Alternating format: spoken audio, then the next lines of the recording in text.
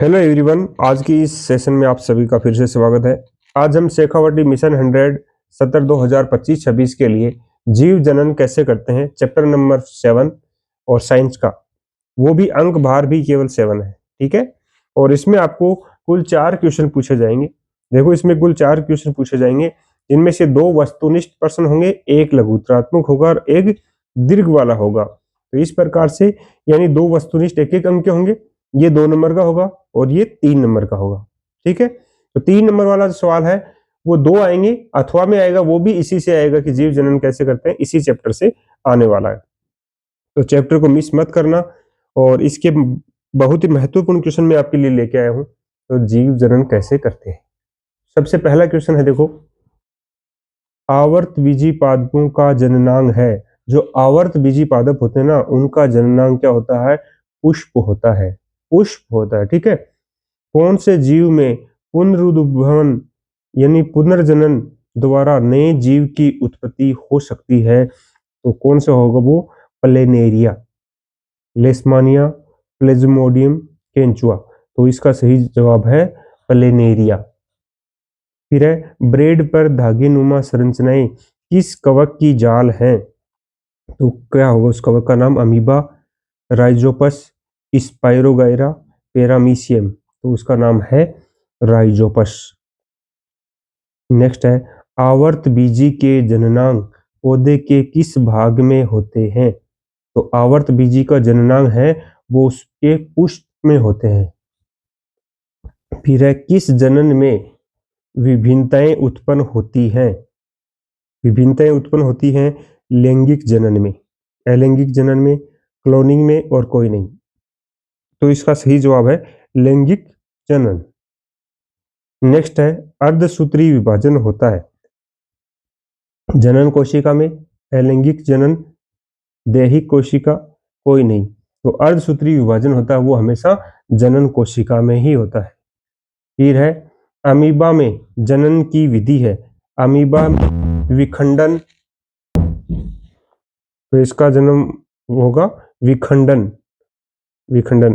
फिर है, कालाजार का रोग कारक है, कालाजार का रोग कारक है मक्खी, मच्छर, लेस्मानिया, कोई नहीं। तो कालाजार का रोग कारक का नाम है लेस्मानिया।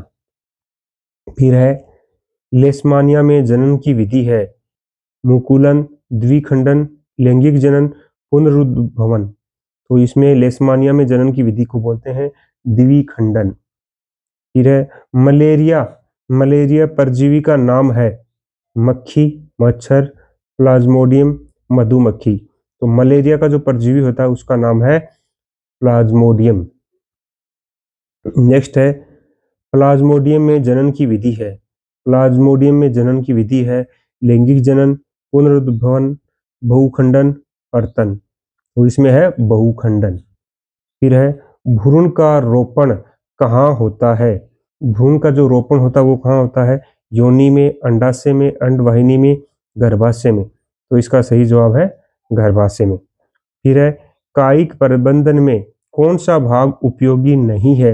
जड़, तना, पत्ती, पुष्प। तो कायिक जो प्रबंधन होता है उसमें पुष्प का कोई भी भाग वो उपयोगी नहीं होता। फिर है, स्त्रीकेसर भाग नहीं है, परागकोश, अंडाशय, वर्तिका, वर्तिकाग्र। तो इसमें परागकोश शामिल नहीं होता है, अंडाशय, वर्तिकाग्र, वर्तिका, ये सब स्त्रीकेसर के भाग होते हैं। फिर है, पुष्प का नर जननांग, पुष्प का नर जननांग है स्त्रीकेसर, पुंकेसर, उपरोक्त दोनों, कोई नहीं। तो ये तो होता है पुंकेसर, इसका सही जवाब होगा पुंकेसर। फिर है, पुष्प का मादा जननांग है, तो वो क्या हो जाएगा? ये हो जाएगा ए वाला, स्त्री केसर। नेक्स्ट देखिए, तो इसका जवाब हो जाएगा स्त्री केसर। फिर नेक्स्ट क्वेश्चन है, देखो, डीएनए का पूरा नाम है, डीएनए का पूरा नाम है डीऑक्सी राइबो न्यूक्लिक अम्ल।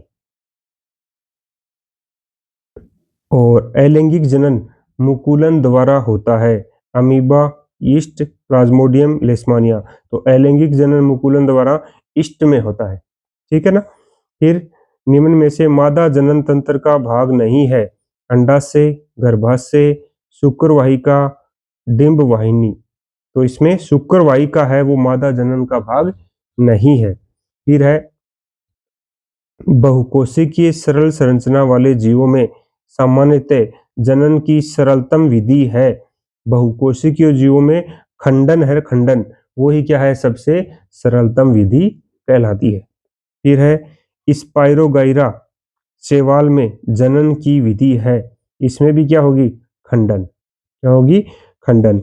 फिर है कायिक परिवर्धन की तकनीक है, कायिक परिवर्धन की तकनीक है पर्तन, कलम, रोपण, उपरोक्त सभी। तो यानी कायिक परिवर्धन होता है ये तकनीक पर्तन में, कलम, रोपण इन सभी में होता है। फिर है पत्ती द्वारा जनन होता है, हाइड्रा, ईस्ट, ब्रायोफिल्म, आलू। तो पत्ती द्वारा जनन होता है उसका नाम है ब्रायोफिल्म।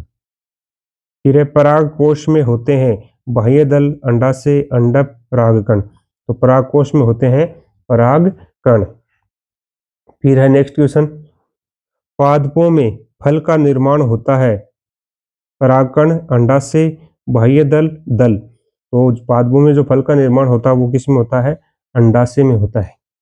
नेक्स्ट क्वेश्चन है पादपों में बीज बनते हैं बाह्य दल से, बीजांड से, पुंकेसर से। तो पादपों में जो बीज बनते हैं वो बीजांड से बनते हैं, किससे बनते हैं बीजांड से। नेक्स्ट है मानव में निषेचन स्थल है फेलोपियन नलिका, मानव होता है उसमें निषेचन स्थल का नाम है फेलोपियन नलिका। अब इसके आगे लघुत्रात्मक क्वेश्चन करेंगे। लघुत्रात्मक क्वेश्चन में पहला है मनुष्य में नर एवं मादा युग्मक की परिभाषा लिखनी है। तो नर युग्मक और मादा युग्मक दोनों की अलग अलग परिभाषा लिखनी है। तो गतिशील जनन कोशिका नर युग्मक कहलाती है, यानी गतिशील जनन कोशिका वो तो कहलाती है नर युग्मक, और जिस जनन कोशिका में भोजन का संचय होता है वह मादा युग्मक कहलाती है। फिर है समष्टि का निकेत किसे कहते हैं। तो पारितंत्र में समष्टि का निवास स्थान निकेत कहलाता है। ये पारितंत्र में समष्टि का जो निवास स्थान है वही क्या कहलाता है निकेत कहलाता है। नेक्स्ट क्वेश्चन देखिए, इसमें अमीबा एवं लेशमानिया में द्विखंडन जनन का चित्र बनाना है। तो देखो ये तो होता है अमीबा का, ये चित्र बनाना है। ये तो किसका होता है अमीबा में द्विखंडन कैसे होता है ये द्विखंडन द्वारा समझाया गया है। और ये जो नीचे देखो ये जो दे रखा है ये लेशमानिया में द्विखंडन कैसे होता है, ठीक है। तो ये दोनों चित्र आपको बनाने हैं अमीबा और लेशमानिया में द्विखंडन। नेक्स्ट क्वेश्चन है देखो, नर जनन तंत्र के विभिन्न भागों के नाम व उनके कार्य लिखने हैं। तो नर जनन तंत्र होता है उसमें क्या क्या होता है, वृषण होता है जिसमें शुक्राणु निर्माण करना, टेस्टोस्टेरोन हार्मोन स्रावित करना होता है।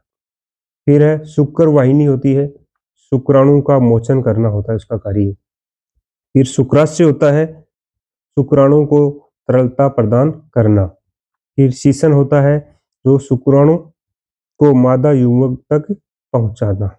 तो ये चार भाग होते हैं नर जनन तंत्र के, और इनके क्या क्या कार्य हैं वो इसमें बताए गए हैं। नेक्स्ट है देखो मादा जनन तंत्र के विभिन्न भागों के नाम व उनके कार्य। जैसे अपन नर जनन तंत्र के भागों के नाम व कार्य लिखें, ऐसे ही मादा जनन तंत्र के भी आपको भागों के नाम और उनके कार्य बताना है। सबसे पहले है अंडाशय, अंडाणु का निर्माण एवं हार्मोन का स्रावण। फिर है फेलोपियन नलिका जिसको अंडवाहिनी बोलते हैं, अंडाणु को गर्भाशय तक ले जाना। फिर अगला है गर्भाशय, भ्रूण का रोपण एवं विकास करना। फिर होता है योनि, मैथुन के समय शुक्राणु धारण करना। ये सब इनके कार्य हैं। नेक्स्ट क्वेश्चन देखो, नर जनन तंत्र एवं मादा जनन तंत्र का चित्र बनाना है। तो ये जो भाग दे रखा है, ये जो आपको चित्र दिख रहा है, ये तो है मानव का नर जनन तंत्र, ये है मानव का नर जनन तंत्र। और नेक्स्ट देखिए, और ये है मानव मादा का जनन तंत्र, ये मादा का जनन तंत्र है। इसके भागों के नाम लिखे हुए हैं अंडवाहिका, गर्भाशय, अंडाशय, गिरवा, योनि, ये जो भाग होते हैं इन सबके नाम इसमें लिखे हुए हैं। नेक्स्ट क्वेश्चन देखो, केलस किसे कहते हैं। केलस किसे कहते हैं, तो उत्तक संवर्धन में कोशिकाएं विभाजित होकर छोटा समूह बनाती हैं जिसे कैलस कहते हैं। कैलस की परिभाषा होगी समझ में। उत्तक संवर्धन में कोशिकाएं जो विभाजित होकर एक छोटा समूह बनाती हैं उसको क्या बोलते हैं, कैलस बोलते हैं। नेक्स्ट है एक कोशिकीय जीव किसे कहते हैं, दो नाम लिखिए। वे जीव जो केवल एक कोशिका से बने होते हैं एक कोशिकीय जीव कहलाते हैं। उदाहरण के लिए अमीबा और पैरामीशियम, ये दोनों काफी बार पूछा भी जाता है, ठीक है, एक कोशिकीय जीवों के उदाहरण। तो इन दो उदाहरण आपको याद रखने हैं, अमीबा और पैरामीशियम। नेक्स्ट क्वेश्चन है भ्रूण किसे कहते हैं, तो निषेचित अंडा विभाजित होकर कोशिकाओं की गोल संरचना बनाता है और उसको क्या बोलते हैं, भ्रूण बोलते हैं। नेक्स्ट टेस्टोस्टेरोन हार्मोन का क्या कार्य है, शुक्राणु उत्पादन का नियंत्रण और नर में यौवनावस्था लक्षणों का नियंत्रण, ये दोनों इसके कार्य हैं। फिर है उत्तक संवर्धन तकनीकी क्या है, एक उपयोग लिखिए। उत्तक संवर्धन वह प्रक्रिया है जिसमें पादपों के कायिक भाग से कृत्रिम तकनीक द्वारा प्रयोगशाला में नया पादप बनाया जाता है। इसका उपयोग होता है सजावटी पौधों का संवर्धन। नेक्स्ट क्वेश्चन देखो, द्विखंडन किसे कहते हैं, उदाहरण लिखना है।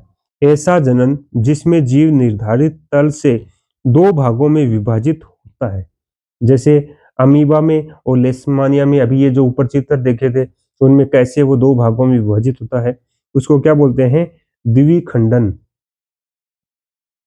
उदाहरण के लिए वापस देखो ये दे दिए अमीबा और लेशमानिया, जो अपन ने अभी चित्र के द्वारा समझा भी था। नेक्स्ट देखो प्लेनेरिया में पुनरुद्भवन द्वारा जनन कैसे होता है।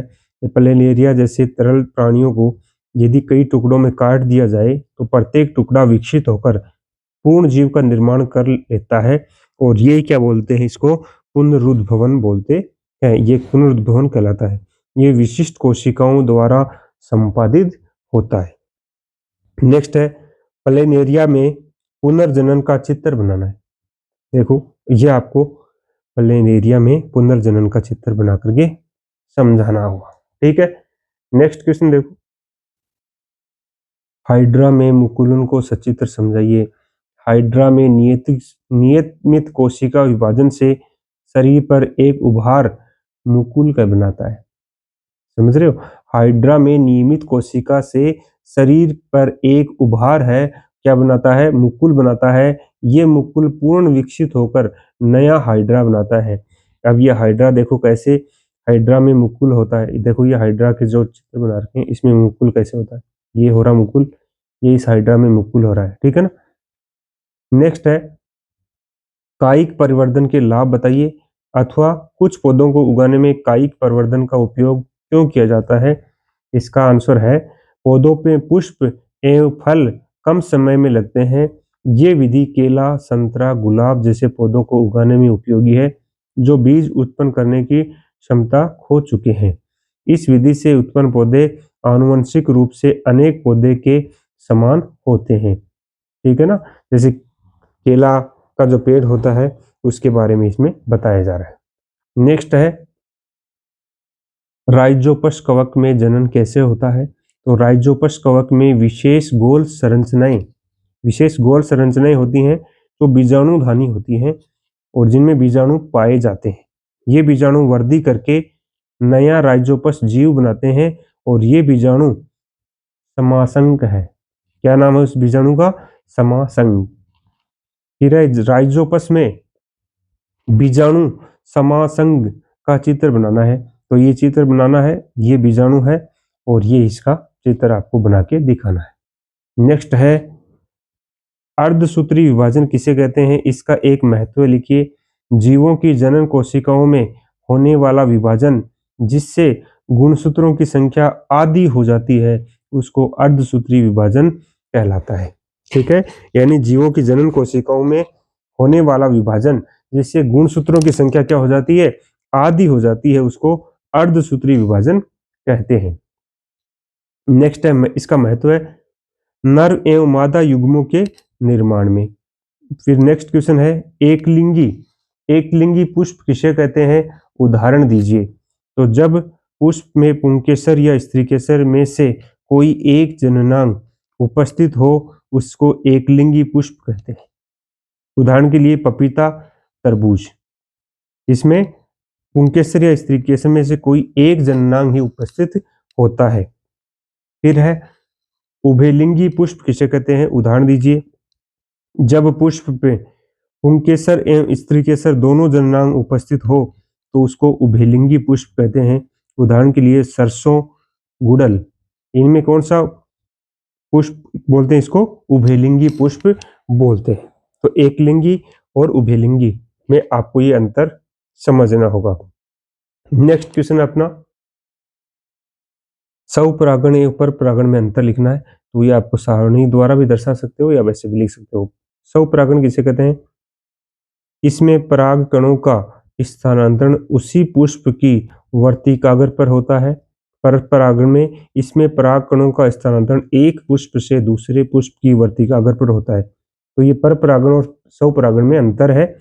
इसमें पराग कणों का पराग कण होते हैं उसका उसी पुष्प के वर्तिकाग्र होता है, वो तो होता है स्व, और दूसरे पे हो जाता है उसको क्या बोलते हैं, परपरागण बोलते हैं। पुष्प की अनुदैर्ध्य काट का नामांकित चित्र बनाना है। ये पुष्प का चित्र है। इसमें आपको वर्तिकाग्र कौन सा होता है, वर्तिका, ये वर्तिके से भाग, अंडाशय, क्या क्या होते हैं इसके अंदर, ये सब आपको इस पुष्प के द्वारा बताना होगा। ठीक है। नेक्स्ट क्वेश्चन है, देखो, अंकुरण किसे कहते हैं। तो बीज में उपस्थित भ्रूण उपयुक्त परिस्थितियों में नवोद्भिद में विकसित हो जाता है, इस प्रक्रम को अंकुरण कहते हैं। अगला है वर्तिकाग्र पर पराग कणों के अंकुरण का नामांकित चित्र बनाइए। तो ये वर्तिकाग्र है, इस पे पराग कण, वर्तिकाग्र, नर युग्मक, परागनली, अंडाशय, मादा युग्मक, ये सब इसमें चित्र में नामांकित करना है। फिर है यौवनारंभ किसे कहते हैं। किशोरावस्था में जीवों में जननांग परिपक्व होना प्रारंभ करते हैं, इस अवधि को यौवनारंभ कहते हैं। जब जननांग विकसित हो जाते हैं तो उस अवस्था को क्या बोलते हैं, यौवनारंभ बोलते हैं।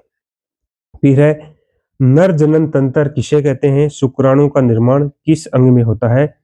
तो शुक्राणु उत्पादन करने वाले अंग एवं शुक्राणु को निषेचन के स्थान तक पहुंचाने वाले अंग संयुक्त रूप से नर जनन तंत्र बनाते हैं। नर जनन तंत्र बनाने के लिए आपको क्या क्या चाहिए, निषेचन के स्थान पर तक संयुक्त रूप से चाहिए। उत्पादन करने वाले अंग एवं शुक्राणु को निषेचन के स्थान पर पहुंचाने वाले अंग, ये संयुक्त रूप से ही इसका निर्माण करते हैं, नर जनन तंत्र का। तो शुक्राणु निर्माण किसमें होता है, वृषण में होता है। ठीक है। फिर है वृषण उदर गुहा से बाहर वृषण कोश में क्यों स्थित होते हैं। तो शुक्राणु उत्पादन के लिए आवश्यक ताप शरीर के ताप से कम होता है। ठीक है। नेक्स्ट है दीर्घ उत्तर वाले क्वेश्चन अपन सरल करेंगे। गर्भ निरोधन की विभिन्न विधियों के नाम लिखने हैं। पहला है यांत्रिक अवरोध, ठीक है। दूसरा है हार्मोन परिवर्तन। तो यांत्रिक अवरोध होता है उसका है कंडोम द्वारा, और हार्मोन परिवर्तन होता है वो होता है गर्भ निरोधक गोलियों द्वारा। नेक्स्ट देखो आगे, शल्य क्रिया लूप एवं कोपर्टी द्वारा, ये इसके कारण है। नेक्स्ट है क्या होगा यदि स्त्रियों की फैलोपियन नलिका को अवरुद्ध कर दिया जाए। यदि अंडाणु गर्भाशय तक नहीं पहुंच पाएगा, यह निषेचन क्रिया संपन्न नहीं होगी। यानी फैलोपियन नलिका को अवरुद्ध करेंगे तो जो अंडाणु है वो गर्भाशय तक पहुंचेगा ही नहीं, तो निषेचन क्रिया कहां से होगी। नेक्स्ट है लैंगिक जनन व अलैंगिक जनन में कोई चार अंतर लिखिए, अथवा इसी क्वेश्चन को इस रूप में भी पूछा जा सकता है कि अलैंगिक जनन की अपेक्षा लैंगिक जनन के क्या लाभ है। तो आपको यही अंतर आपको लिखने होंगे। तो अलैंगिक जनन और लैंगिक जनन एक टेबल बना करके इसके आंसर अपन लिखेंगे। इस जनन में एक ही प्राणी भाग लेता है, इसमें अलैंगिक में, और इस जनन में दो प्राणी भाग लेते हैं।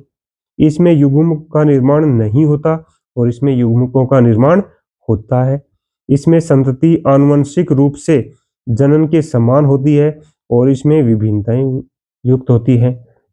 ये जनन उद्विकास में बाधक है और ये उद्विकास में सहायक है। और नेक्स्ट है उदाहरण के लिए, इसका उदाहरण है अमीबा और हाइड्रा, लैंगिक जनन के उदाहरण है। पादप एवं जंतु, ये लैंगिक जनन के उदाहरण है। नेक्स्ट क्वेश्चन है अपना, प्लेसेंटा एवं अपरा किसे कहते हैं? भ्रूण एवं मां के गर्भाशय के मध्य एक विशेष संरचना होती है जो मां से भ्रूण को पोषण प्रदान करती है, उसको प्लेसेंटा कहलाती है। वही प्लेसेंटा या प्लेसेंटा का ही दूसरा नाम अपरा है। तो यानी भ्रूण एवं मां के गर्भाशय के मध्य एक विशेष संरचना जो बनती है और जो मां के भ्रूण का क्या करती है, पोषण प्रदान करती है, उसी को प्लेसेंटा या अपरा बोलते हैं। फिर है, ऋतुस्राव या रजोधर्म किसे कहते हैं? अथवा इसी क्वेश्चन को ऐसे भी पूछा जा सकता है, क्या होता है जब अंड का निषेचन नहीं होता? दोनों में से कोई सा क्वेश्चन पूछे, दोनों का आंसर आपको एक ही देना है, ठीक है ना। यदि अंड वाहिनी में निषेचन की क्रिया नहीं होती है तो गर्भाशय की आंतरिक मोटी परत रक्त वाहिनियों के साथ टूटकर रक्त स्राव के रूप में बाहर निकलती है, जिससे ऋतुस्राव कहते हैं। इसकी अवधि 2 से 8 दिनों की होती है और ये ऋतुस्राव कहलाता है, ठीक है, या इसको रजोधर्म भी बोलते हैं। नेक्स्ट है, यौन संचारित रोग किसे कहते हैं? नाम लिखिए। लैंगिक संपर्क से होने वाले रोगों को यौन संचारित रोग कहते हैं। किससे? लैंगिक संपर्क में होने वाले। तो इसके उदाहरण है गोनेरिया, सिफिलिस और एड्स, इसके उदाहरण है। नेक्स्ट क्वेश्चन है, देखो, यदि पुरुष की शुक्र वाहिकाओं को अवरुद्ध कर दिया जाए तो क्या होगा? शुक्राणुओं का स्थानांतरण रुक जाएगा और इससे निषेचन की क्रिया संपन्न नहीं होगी। फिर है, गर्भ निरोधक युक्तियां अपनाने के क्या कारण हो सकते हैं? गर्भ निरोधक युक्तियां अपनाने के क्या कारण हो सकते हैं? अनचाहे गर्भ को रोकने के लिए, यौन संचारित रोगों से बचाव के लिए गर्भ निरोधक युक्तियों का उपयोग किया जाता है। इस प्रकार की छोटा सा चैप्टर यहीं पे समाप्त होता है। फिर मिलते हैं एक नेक्स्ट वीडियो में, तब तक के लिए धन्यवाद। जय हिंद, जय भारत।